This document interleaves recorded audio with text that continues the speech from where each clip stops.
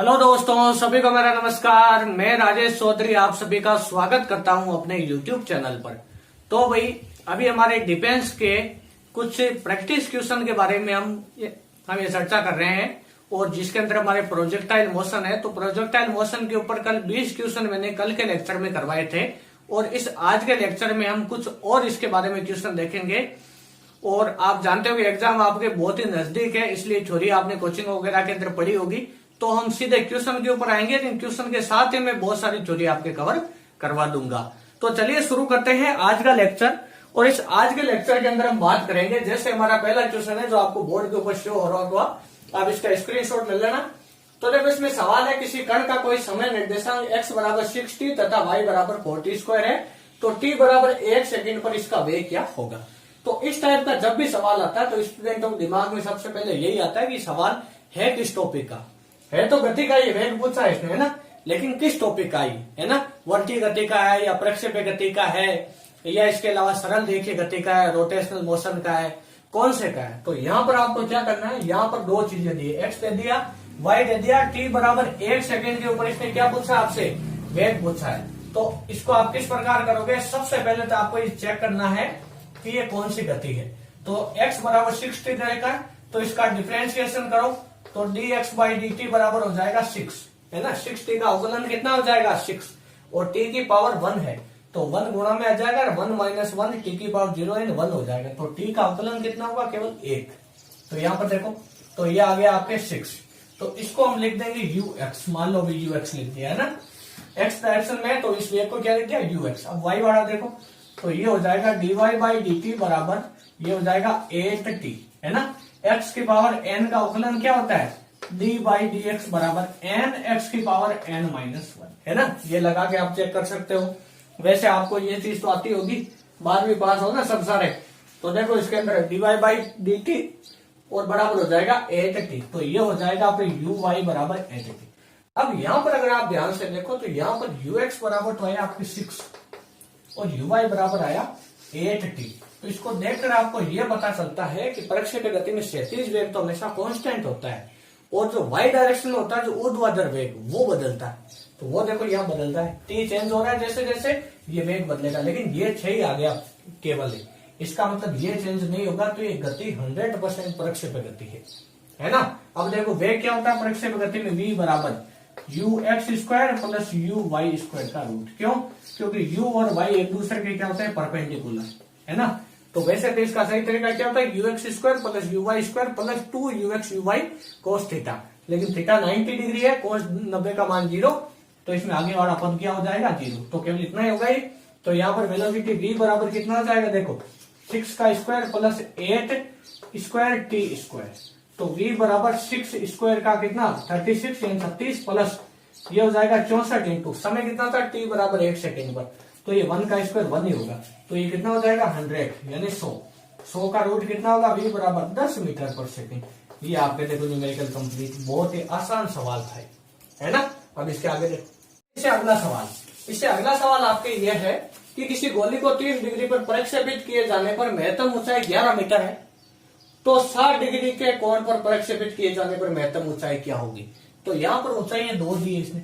एक बार तो क्या किया इसने, इस प्रक्षेप्य को 30 डिग्री के कोण पर फेंका है और ऊंचाई आई है h1। दूसरी बार इसने क्या किया है, इसी प्रक्षेप्य को फेंका इसने 60 डिग्री के कोण पर और उस समय महत्तम ऊंचाई कितनी आई है h2। तो ये बोल रहे हैं दोनों का अनुपात निकालो। तो ये दोनों का अनुपात निकालने के लिए मैं आपको एक सूत्र बताऊंगा जो आपको याद रखना है। इसके अलावा मान लो आप सूत्र को भूल गए तो आप कैसे निकालोगे। तो आपको ऊंचाई का फॉर्मूला तो याद होगा, क्या होता है h बराबर sine square theta upon 2g। इसको h1 मान लो तो यहाँ पर साइन थीटा 1 हो जाएगा। अब यहाँ पर इसने सवाल में दिया तो नहीं है, लेकिन आपको ये मानना है कि यहाँ पर दोनों का जो प्रक्षेपण वेग है वो दोनों का क्या है, सेम है। इसने देखो सवाल में कुछ नहीं लिखा है ना, तो इसमें आपको प्रक्षेपण वेग दोनों का क्या मानना है, सेम मानना है। तो u क्या है, दोनों में समान है।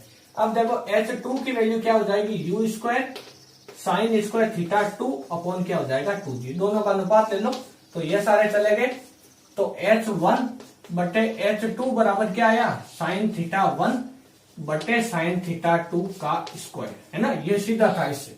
अब देखो वैल्यू पुट करो यहाँ पर, तो h1 बटे h2 बराबर साइन थीटा 1 की वैल्यू साइन 30 और इसकी हो जाएगी साइन 60 और इस पूरे का स्क्वायर।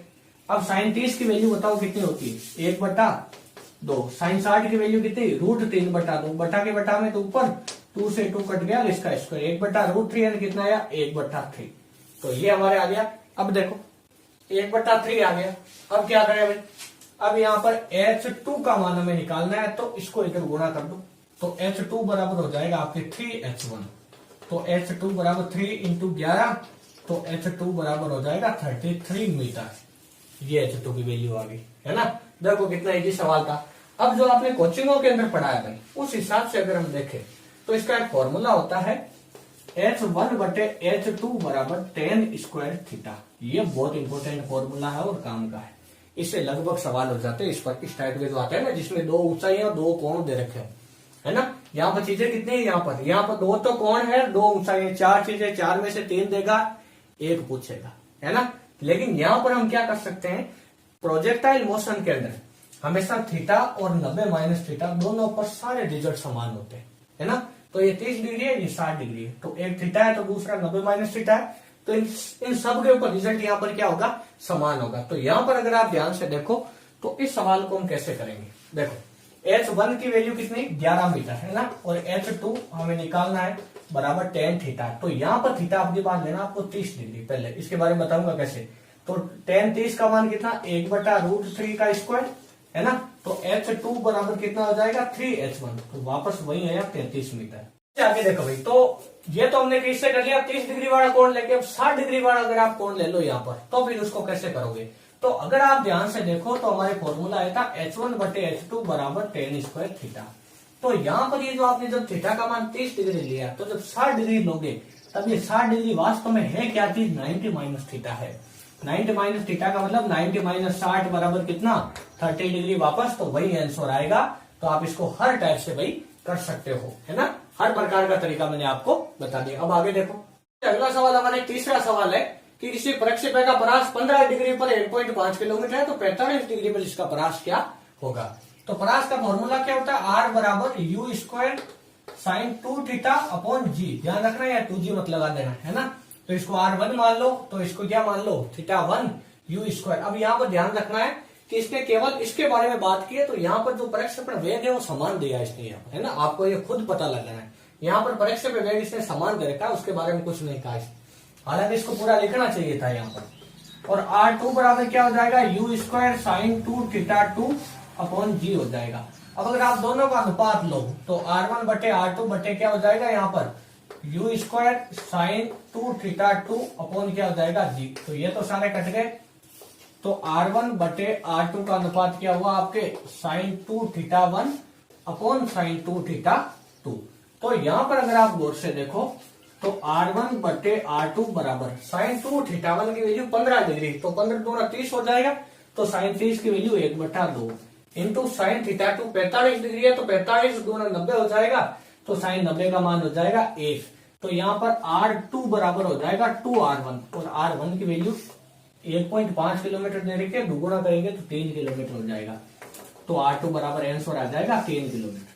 हाँ, इससे अगला सवाल हमारे है चौथा सवाल कि एक मनुष्य अधिकतम 100 मीटर दूरी तक गेंद फेंक सकता है, इसी दूरी पर वह अधिकतम कितनी ऊंचाई तक गेंद फेंक सकता है।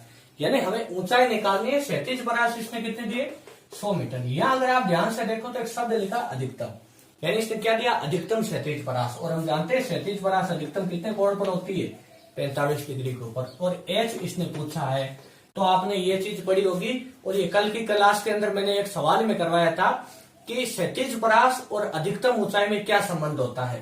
तो ये संबंध होता है tan थीटा बराबर 4h/r, है ना। तो यहाँ पर थीटा 45, तो tan 45 बराबर हो जाएगा 4h/r की वैल्यू कितनी, 100 हो जाएगी। tan 45 की वैल्यू 1, तो 1 बराबर 4h/r, या सॉरी लिख देंगे इसको, तो h बराबर हो जाएगा 100/4, यानी h बराबर कितना हो जाएगा, 25 मीटर। तो इसका सही आंसर क्या होगा भाई, आपके 25 मीटर, यानी सी सही हो जाएगा। पांचवा सवाल ये कहता है कि किसी कण की उच्चतम बिंदु पर गतिज ऊर्जा उसकी कुल ऊर्जा की आधी है, तो प्रक्षेपण कोण का मान, यानी थीटा पूछा है इसने। देखो ये क्या बोल रहा है, सवाल को ढंग से समझो। यहां से किसी उसने प्रक्षेपण का u वेग से थीटा एंगल पर, ठीक है, वो ऐसे गया, ये इसका उच्चतम बिंदु है, तो उच्चतम बिंदु पर वी वाई तो कितना हो जाता है 0, और यू एक्स कितना रहता है यहाँ पर, या वी एक्स बराबर होता है यू एक्स बराबर यू कोस थीटा, क्या इतना ही रहता है। तो इस बिंदु पर गतिज ऊर्जा को अगर हम ई माने, है ना, तो ई बराबर कितना होगा, ई बराबर हो जाएगा 1/2 m u square cos square theta, है ना, m u square cos square theta. कुल ऊर्जा, तो हम जानते हैं ऊर्जा का यानी कुल गतिज ऊर्जा कितनी हुई, वेग u और इसका द्रव्यमान m है, तो 1/2 एम यू स्क्वायर, ये इसकी कुल ऊर्जा हुई, है ना, क्या हुई इसकी कुल ऊर्जा। अब इसने सवाल में क्या कहा है कि ये वाली जो इसकी ऊर्जा है, कौन सी वाली, ये वाली और कुल ऊर्जा में संबंध क्या है कि उच्चतम बिंदु पर जो उसकी ऊर्जा है E, वो कुल ऊर्जा की कितनी है, आधी है ना।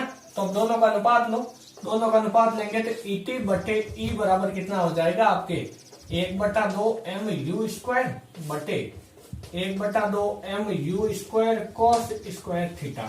तो इससे ये तो कैंसिल हो गया, ET की जगह क्या लिख सकते हैं, 2E लिख सकते हैं, कितना लिख सकते हैं 2E, है ना। इसको इधर गुणा कर दो, E से E तो कट गया, तो यहाँ क्या बचा 1/cos स्क्वायर थीटा, तो 2 बराबर 1/cos स्क्वायर थीटा। तो यहाँ से इसकी वैल्यू क्या आ जाएगी आपके, cos थीटा बराबर हो जाएगा, इसको उल्टा कर देंगे इधर तो 1/√2 हो जाएगा, तो थीटा बराबर आपके हो जाएगा 45 डिग्री, है ना। तो सही आंसर कौन सा होगा। अब 45 क्या होता है, π/4, पाई का मतलब यहाँ पर होता है 180, तो 180/4 कितना होता है 45, है ना। तो π/4 का डी आंसर आपका सही। अगला सवाल हमारे जो 6 नंबर सवाल है उसमें दे रखा है समान परास के लिए किसी प्रक्षेपण की दो ऊंचाइयों का अनुपात 1:3 है, तो इनके प्रक्षेपण कोण क्या होंगे भाई। तो यहाँ पर आपको एक फॉर्मूला याद रखना है कि जैसे अगर कभी भी वो आपको ओरियन कालों का अनुपात पूछ ले या टाइम ऑफ फ्लाइंग, है ना, इनका अनुपात पूछ ले, तो T1 अनुपात T2 होता है tan थीटा और H1 अनुपात H2 होता है आपके tan स्क्वायर थीटा। ये फॉर्मूला आप अपने दिमाग में बिठा दो, है ना। अब इसके साथ ही आपको एक चीज यहाँ पर ध्यान रखनी है कि यहाँ पर परास समान दे रखी, परास समान तभी होती है जब थीटा एक थीटा हो तो दूसरा 90 - थीटा हो, या इन दोनों का योग कितना हो, एक थीटा 1 हो दूसरा थीटा 2 हो, तो इन दोनों का योग कितना हो, थीटा 1 + थीटा 2 90 डिग्री होना चाहिए। तो यहाँ पर देखो तो 40 50 90, 30 60 90, 20 70 90, लेकिन यहाँ 45 40 90 नहीं है, ये 85 है। तो ये ऑप्शन तो पहले गलत हो जाता है। अब बचे 3 ऑप्शन, तो इन तीनों ऑप्शन में से हमें देखना है, हालांकि इन तीनों के अंदर 90 डिग्री हो रहा है जोड़ने पर, लेकिन जिसमें ऊंचाइयों का ये अनुपात आता है वो कौन होने चाहिए, है ना। तो देखो ऊंचाइयों के लिए ये फॉर्मूला मैंने सीधा बता दिया। अगर ये फॉर्मूला आप चाहते हो कि मैं आपको ड्राइव करके बताऊं तो कमेंट बॉक्स के अंदर लिख देना, मैं किसी अगले वीडियो में ये कवर करवा दूंगा, है ना। तो देखो H1 बटे H2 बराबर tan स्क्वायर थीटा, तो भी tan स्क्वायर थीटा यहाँ पर, तो H1 बटे H2 का अनुपात कितना 1/3 बराबर tan स्क्वायर थीटा। तो यहाँ पर अगर आप ध्यान से देखो तो 1/√3 बराबर tan थीटा, तो थीटा का मान कितना आया 30 डिग्री, तो एक 30 डिग्री है तो दूसरा 60 होगा, 90 - थीटा, कौन सा ऑप्शन सही, ये बात। हमें अब 7वां क्वेश्चन देखो, तो भाई 7वें क्वेश्चन में कि एक प्रक्षेपक को 30 डिग्री के कोण पर P संवेग से फेंका जाता है, तो धरातल से टकराते समय इसकी गतिज ऊर्जा में क्या परिवर्तन होगा। 10% गतिज ऊर्जा रहेगी, 20% हो जाएगी, 30% हो जाएगी, या अपरिवर्तित यानी नो चेंज। तो इसमें से कौन सा होगा। तो इसमें आपको यह चीज ध्यान में रखनी है कि जैसे आपका सरफेस है, यहां से किसी प्रोजेक्टाइल को यू वेग से थीटा एंगल पर फेंका, तो ऐसे गया, और जब ये वापस ये आएगा तो यहाँ पर धरातल से टकराते समय भी इसका वेग कितना रहेगा, यू ही तो रहेगा। तो जाते समय गतिज ऊर्जा कितनी थी, ½ mv², और वापस आते समय भी कितनी थी, ½ mv²। इसका मतलब गतिज ऊर्जा में कितना परिवर्तन हुआ। अगर इसको इनिशियल गतिज ऊर्जा माने, इसको फाइनल माने, है ना, तो दोनों बराबर है, तो गतिज ऊर्जा में परिवर्तन कितना 0, यानी इसमें कोई परिवर्तन नहीं होगा, गतिज ऊर्जा उतने की उतनी ही रहेगी। लेकिन ये जो सवाल है ये तो इजी है, लेकिन इसका एक थोड़ा टफ सवाल होता है जिसमें वाकई में विद्यार्थी बहुत बड़ी गलती कर देते हैं। देखो कैसे। 8वां सवाल देखो, 8वें सवाल में एक प्रक्षेपक को 30 डिग्री के कोण पर P संवेग से फेंका जाता है, तो धरातल से टकराते समय इसके संवेग में क्या परिवर्तन होगा। पीछे वाले सवाल में, इस वाले सवाल में कोई ज्यादा परिवर्तन नहीं है, उसमें गतिज ऊर्जा के बारे में बात हुई थी, इसमें किसके बारे में बात कर रहे हैं, संवेग के बारे में बात कर रहे हैं। लेकिन यहाँ पर आपको एक चीज बहुत अच्छे से ध्यान रखनी है, वो क्या है, देखो वो बोलता है ये धरातल है, यहां से यू वेग से 30 डिग्री के एंगल पर फेंका, और यहाँ जाके टकराते समय इसका वेग u होगा। तो ये बोल रहा है संवेग में क्या परिवर्तन होगा। तो संवेग में परिवर्तन क्या होता है, डेल्टा p बराबर P2 माइनस P1, है ना। तो यहाँ अगर आप गौर से देखो तो डेल्टा p बराबर यहाँ पर संवेग कितना mu, p बराबर क्या होता है संवेग, mv तो होता है, तो mu। यहाँ पर संवेग क्या होगा, p बराबर माइनस mu होगा। क्यों, क्योंकि इसकी u, ये जो u है इसकी डायरेक्शन अपोजिट होगी बिल्कुल।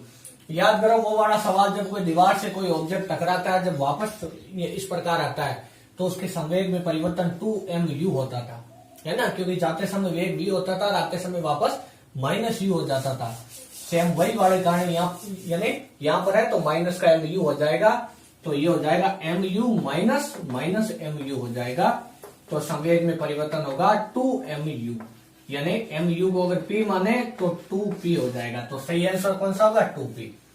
तो गतिज ऊर्जा में परिवर्तन तो 0 होगा, है ना, यानी अपरिवर्तित रहेगी। लेकिन यहाँ पर क्या होगा, 2u या 2mu यानी 2p, है ना, ये इसके अंदर यहाँ पर परिवर्तन हो जाएगा। तो ये चीज आपको खास तौर से यहाँ पर ध्यान रखनी है ना। अब देखो अगला सवाल 9 नंबर 9 है, इसमें दिया है ये जो तीनों सवाल मैंने आपको जो करवाए हैं 7, 8, 9, ये लगभग एक ही वेरायटी के सवाल होते हैं। तो ये सवाल विद्यार्थियों को बहुत कंफ्यूज करता है। हालांकि कोचिंग वगैरह के अंदर इसके ऊपर ध्यान ज्यादा नहीं दिया जाता, लेकिन ये बहुत अच्छा सवाल है ना, संवेग का। ये देखो, किसी प्रक्षेपण का t बराबर 1 सेकंड पर संवेग कितना होगा यदि उसका प्रक्षेपण कोण 30 डिग्री और प्रक्षेपण वेग 50 मीटर पर सेकंड हो। यानी आपने जो पढ़ा है वो ये पढ़ा है कि u एक्सिस को फेंका तो प्रक्षेपण यहाँ जाके गिरा, तो यहाँ संवेग कितना, यहाँ संवेग कितना, यहाँ संवेग कितना।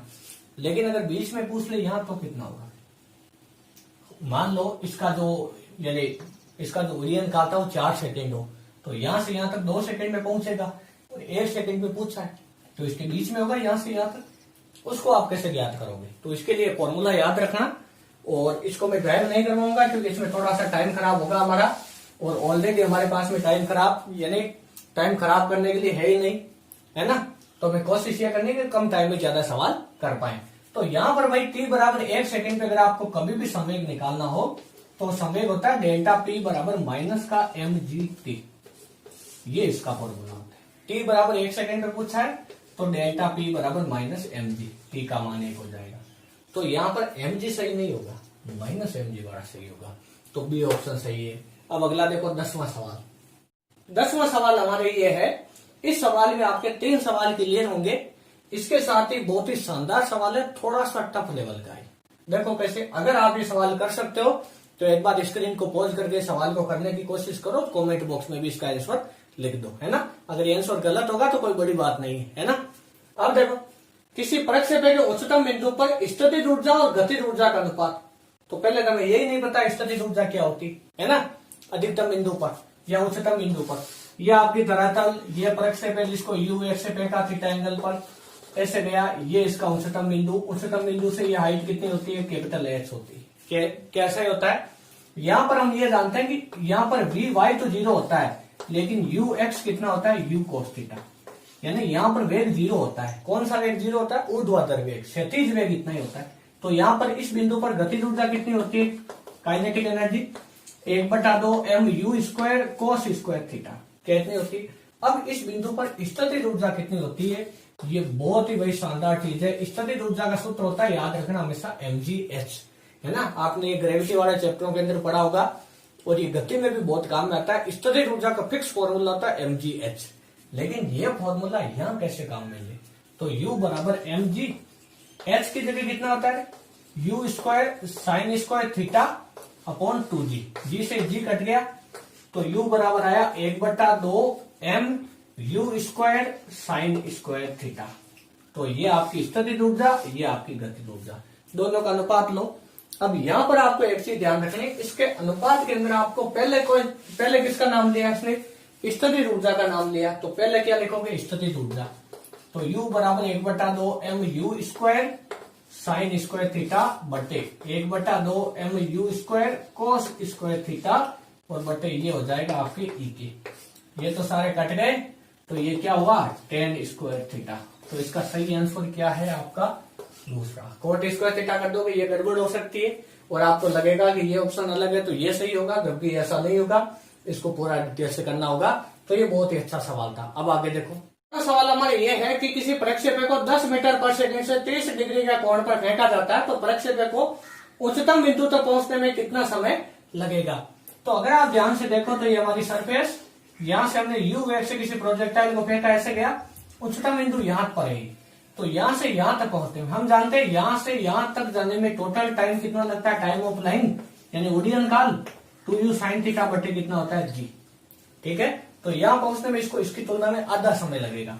तो t बराबर 2 गुणा 10 इंटू साइन 30 का मान 1/2 इंटू जी का मान 10, तो कितना आया, 1 सेकेंड आया। कितना आया, 1 सेकेंड। तो कई स्टूडेंट गलती ये करेंगे कि जल्दबाजी में, क्योंकि वहां पर टाइम कम होता है, ऑलरेडी वहां पे बहुत प्रेशर होता है ना, तो कई स्टूडेंट जल्दबाजी में यहाँ पर 1 सेकेंड करके आ जाएंगे, जबकि इसका सही आंसर क्या होगा वास्तव में 0.5 सेकेंड। क्यों, क्योंकि यहाँ से उच्चतम बिंदु तक जाना है केवल, यहाँ वापस नहीं जाना है ना। तो ये आपके देखो कंप्लीट। अब देखो 12वां सवाल क्या होगा, देखो इसमें देखो 12वां सवाल है कि किसी वस्तु को थीटा में 90 माइनस थीटा पर समान वेग से प्रक्षेपित किया जाता है, तो सही संबंध बताओ। अब ये संबंध किस किस के बीच में है, परास और ऊंचाई के बीच में। क्यों, क्योंकि ऑप्शन में यही 4 चीजें दे रखी है ना, ये तो 4 ऑप्शन है, इनके अंदर ये 3 चीजें दे रखी है, तो ऊंचाई है 2 h1 h2 और एक है आर परास। अब अगर आप गौर से देखो तो एक थीटा है, एक 90 माइनस थीटा है, तो हम जानते हैं इन दोनों के ऊपर परास क्या होती है, सेम। तो उस समय चाहे वो h1 ऊंचाई प्राप्त करे चाहे h2 ऊंचाई, दोनों के अंदर परास कितनी होगी, आर ही होगी, है ना। तो परास तो R1 R2 नहीं दी, केवल आर ही दी, इसलिए तो यहां से हमें थोड़ा कॉमन सेंस लगाना है। अब देखो दोनों में क्या संबंध हो सकता है, देखिए u का मान सेम दे दिया दोनों। हाँ तो देखो, तो इसके अंदर क्या हो जाएगा हमारे, अगर आप ध्यान से देखो तो h1 का फॉर्मूला क्या होता है आपके, u square sine square theta 1। अब यहाँ पर थीटा 1 नहीं लेना, केवल थीटा लेना, और अपॉन कितना हो जाएगा 2g। h2 की वैल्यू क्या हो जाएगी, u square sine square theta 2 कितना 90 माइनस थीटा, अपॉन कितना हो जाएगा 2g। तो यहाँ पर h2 बराबर कितना हो जाएगा आपके u square cos square theta upon 2g। देखो साइन 90 माइनस थीटा क्या होता है, कोस थीटा होता है, तो कोस स्क्वायर थीटा हो जाएगा। अब इस इक्वेशन को एक को और दो को, दोनों को गुणा कर दो, मल्टीप्लाई कर दो, तो h1 इंटू h2, तो उस तरफ क्या हो जाएगा u square sine square theta upon 2g into ये हो जाएगा u square cos square theta upon 2g। तो h1 इंटू h2 बराबर कितना हो जाएगा u की पावर 4। यहाँ पर अगर आप ध्यान से देखो तो ऊपर नीचे 4 से गुणा कर दो, तो इसको हम लिख सकते हैं 2 साइन थीटा कोस थीटा का स्क्वायर पूरे का, बटे नीचे भी ऊपर नीचे 4 से गुणा करना पड़ेगा, तो 4 पहले से है तो 16 जी स्क्वायर हो जाएगा। मेरे हिसाब से कैलकुलेशन आपके समझ में आ गई होगी। यहाँ पर u की पावर कितनी है भाई, 4 हो गई, साइन स्क्वायर थीटा है कोस स्क्वायर थीटा, ऊपर नीचे हमें यहाँ पर साइन 2 थीटा का फॉर्मूला बनाना है, तो इसके लिए हमारे पास में आना चाहिए 2 साइन थीटा कोस थीटा, लेकिन इनका स्क्वायर है, तो हमें इसको ऊपर नीचे किससे गुणा करना है, 4 से। तो ऊपर वाले 4 से गुणा करेंगे तो 4 को हमने अंदर स्क्वायर में लिखा, 2 लिख दिया, देखो स्क्वायर होगा तो 4 हो जाएगा, 4 से 4 दोबारा कट जाएगा, है ना, और ये 2 और 2 कितना हो जाएगा 4। अब इसके बाद में देखो आगे, अगर आप इसके बाद में देखो भाई, तो इसके बाद में हमारे हो जाएगा h1 इंटू h2 बराबर u की पावर 4, और यहाँ पर कितना हो जाएगा, देखो यहाँ पर हो जाएगा हमारे साइन 2 थीटा का स्क्वायर अपॉन ये हो जाएगा 16 जी स्क्वायर। अब दोनों तरफ रूट कर दो, तो यहाँ तो कितना हो जाएगा h1 इंटू h2 का रूट बराबर ये u sine 2 theta u square upon ये हो जाएगा 4g स्क्वायर। अब अगर आप ध्यान से देखो, सॉरी ये 4g हो जाएगा ना, ये किसका फॉर्मूला होता है, रेंज का, तो r बटे 4 को इधर गुणा कर देंगे तो 4h1 इंटू h2 का रूट और r बराबर हो जाएगा ये, देखो कौन सा हमारा फॉर्मूला सही, ये सॉरी चौथा वाला डी मिटा दिया था मैंने, तो डी इसके अंदर सही है ना। ये सवाल कंप्लीट। अब अगला सवाल देखो आपके भाई 13वां सवाल है, इसके अंदर है यदि y बराबर x बटे रूट 3 माइनस 1/2 gx स्क्वायर बटे रूट 3 हो तो प्रक्षेपण कोण क्या होगा। तो इसमें अगर आप एक गौर से देखो तो इसमें एक बड़ी सी समीकरण दी, यहाँ पर ये सवाल बना है प्रक्षेपित गति के समीकरण के ऊपर, है ना। इस वैरायटी का आपने बहुत सारे सवाल किए होंगे, अभी आपको मैं इसके बारे में थोड़ा सा बताऊंगा। तो यहाँ पर अगर आप ध्यान से देखो तो प्रक्षेपण की गति का समीकरण क्या होता है, y बराबर x tan theta minus 1/2 g x square upon u square cos square theta, है ना, ये इसकी इक्वेशन होती है। तो यहाँ पर अगर आप ध्यान से देखो तो इस इक्वेशन की इस इक्वेशन से तुलना करनी है। तो y के बराबर में y, x के बराबर में x, तो 1/√3 के बराबर में कौन होगा? tan theta. तो tan थीटा बराबर कौन होगा? 1/√3। तो थीटा बराबर कितना हुआ याद करो, देखिए 30 डिग्री। तो सही आंसर क्या है? 30 डिग्री। अब यहाँ पर एक चीज आपको और ध्यान रखनी है कि यहाँ पर x² के बराबर में x², g के बराबर में g, 1/2 के बराबर में 1/2। तो u² cos² थीटा के बराबर में कौन होगा? ये √3 होगा। तो इस सवाल को थोड़ा सा घुमा के भी आपको दे सकता है। इस टाइप के सवाल आपने तरंग में किए होंगे, जहां आपने किया था y बराबर a sin ωt होता है, तो वहां वो आपको दे देता था y बराबर 2 sin 314t, इस टाइप के सवाल दे देता था। और वहां पर आपसे आयाम पूछता हो, है ना, आवर्त काल पूछता, आवर्ती पूछता, सेम डिटो उसी वेराइटी का क्वेश्चन है। यहाँ पर आपसे एक गड़बड़ और हो सकती है, या वो एक चीज और थोड़ा सा घुमा के पूछ सकता है। वो आपसे कह सकता है u क्या होगा। तो यहाँ पर u आप कैसे निकालोगे? तो u निकालने के लिए आपको क्या करना है, यहाँ पर अभी अभी बताया मैंने, u² cos² थीटा किसके बराबर होगा? √3 के। क्यों? क्योंकि u² cos² थीटा इधर नीचे आता, तो इसको आपको 1/√3 नहीं ले लेना है, ध्यान रखना है ना। तो u² cos² थीटा हो जाएगा, तो u² बराबर √3 cos² थीटा, तो ये हो जाएगा √3। अब याद करो, देखिए अभी अभी हमने लिया था थीटा का मान कितना? 30 डिग्री आया था। तो 30 डिग्री आया तो cos 30 का स्क्वायर, cos 30 की वैल्यू कितनी होती है? √3/2। तो √3 का 3/4 हो जाएगा, है ना। तो ये कितना हो जाएगा? 4 ऊपर जाएगा तो 4/√3। क्यों? क्योंकि इस 3 को हम लिख सकते हैं √3 गुणा √3, एक से एक कट जाएगा, तो 4/√3 मीटर पर सेकेंड, ये इसका आंसर है ना। ये आपको ध्यान रखना है। अब इसके आगे देखो 14वां सवाल। हमारा 13 सवाल हो चुके हैं, 14वां सवाल देखो। 14वां सवाल, तो इसके अंदर भी क्या है कि एक प्रक्षेपी की अधिकतम ऊंचाई पर चाल प्रारंभिक चाल u की आधी है, तो प्रक्षेपी की क्षैतिज परास हमें यहाँ पर ज्ञात करनी है। तो भाई ये सवाल ज्यादा मुश्किल नहीं है, बस थोड़ा सा मुश्किल है। देखो कैसे, जैसे u x उसको फेंका था, यहाँ पर ये गया, तो अगर आप गौर से देखो तो ये इसका वो अधिकतम ऊंचाई वाला बिंदु है। तो यहाँ पर इसकी चाल क्या होती है? u cos theta.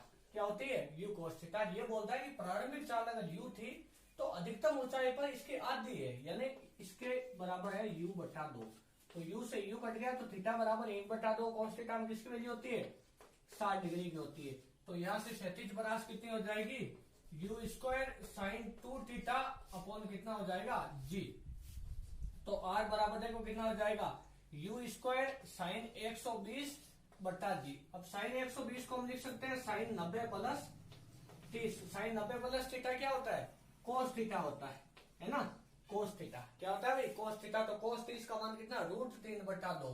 तो यहाँ पर देखो इसकी जगह हो जाएगा √3/2।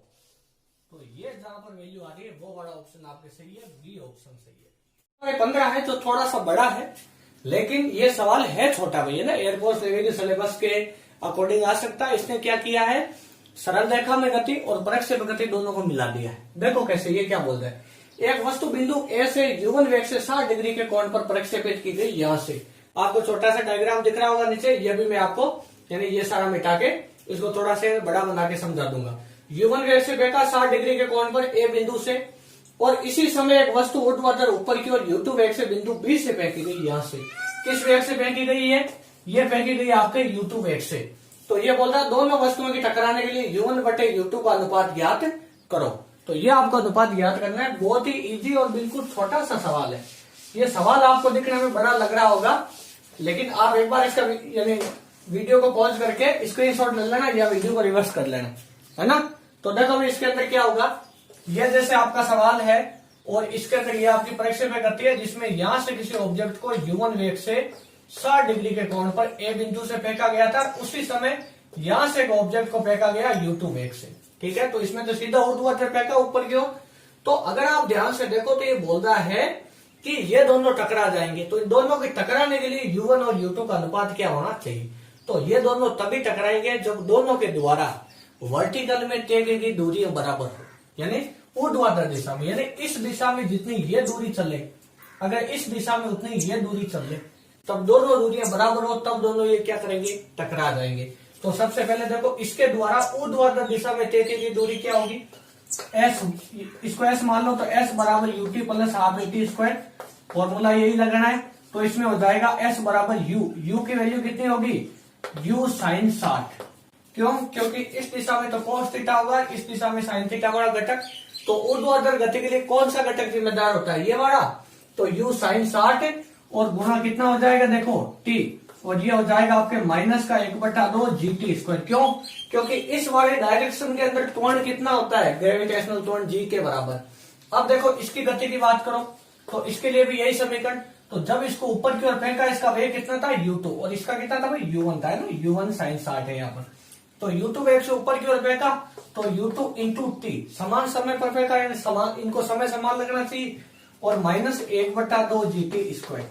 क्या यही समीकरण इसके लिए लगेगा? अब ये बोलता है दोनों टकरा जाए, तो दोनों के टकराने के लिए जरूरी है कि जितना ये ऊपर गया उतना ही ये ऊपर आए, है ना। यानी दोनों के द्वारा ऊर्ध्वाधर में तय की गई जब दूरियां बराबर होगी तब दोनों टकरा जाएंगे, यानी ये दोनों इक्वेशन बराबर रख दो। तो यह हो जाएगा u1 60 into t minus 1/2 GT स्क्वायर equal to u2 t minus 1/2 GT square. ये दोनों देखो कैंसिल हो गए, t से t कैंसिल हो गया, तो u1 sin 60 की वैल्यू कितनी? √3/2 बराबर u2। अनुपात किसका पूछा था? u1/u2 का। तो u1/u2 कितना है आपके? 2/√3। तो 2/√3 वाला ऑप्शन इसके अंदर बिल्कुल सही होगा। तो आज के लिए इतना ही बहुत है। तो प्रक्षेपी गतिज से संबंधित जितने भी टाइप के सवाल बनते थे, हमने कोशिश की है कि वो आपको सारे बहुत अच्छे कॉन्सेप्टों के साथ में समझाए जाए, और उम्मीद करते हैं कि आपको ये सारे सवाल अच्छे से समझ में आए होंगे, और अगर भगवान ने चाहा तो इनमें से एक आध सवाल उसके अंदर भी, यानी आपके एग्जाम के अंदर भी आपको देखने को मिलेंगे। और हम भगवान से दुआ करते हैं कि जो भी बच्चे अच्छे से तैयारी कर रहे हैं उनका एयरपोर्ट या नेवी के अंदर श्योर सिलेक्शन हो। हम सभी की शुभकामनाएं आपके साथ है, और आराम से अपनी पढ़ाई को जारी रखिए, क्योंकि मेन यही टाइम होता है अच्छे से पढ़ने का। और हमसे संबंधित अगर आपको कोई भी हेल्प चाहिए, कोई आपके कॉन्सेप्ट क्लियर नहीं है या आपके किसी सवालों में दिक्कत आ रही है, तो आप कमेंट बॉक्स में लिख दे, हम उसका जवाब जरूर देंगे भाई, है ना। और हमारे चैनल से जुड़े रहने के लिए आप सभी का दिल से धन्यवाद।